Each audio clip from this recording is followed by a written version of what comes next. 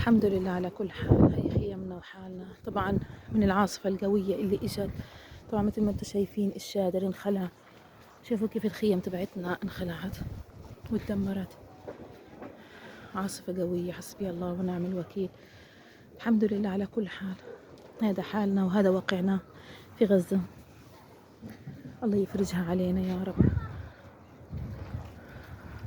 طبعا مثل ما انتم شايفين برضو هاي انخلعت.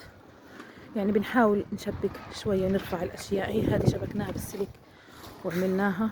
الحمد لله على كل حال. بدي أفرجيكم نعبي مية من وين.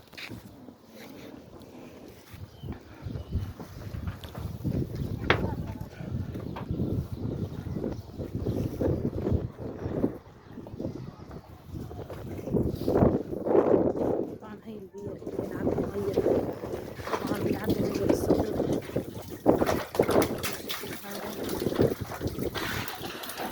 الحمد لله على كل حال.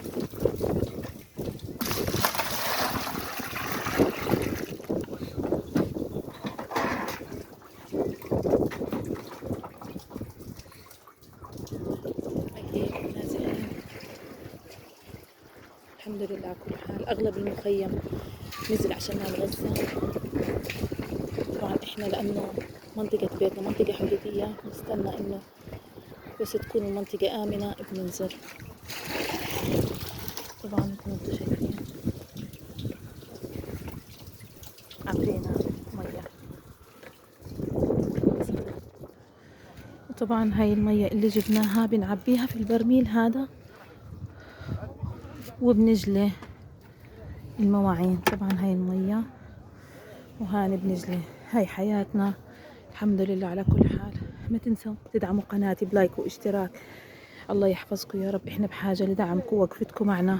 الله يخليكم.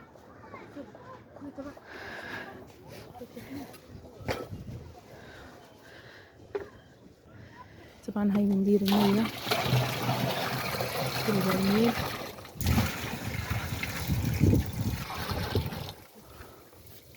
وهذه للجلي لفتي وضايع. الحمد لله على كل حال. ما تنسوا تدعموا القناة بلايك واشتراك ويعطيكم العافية.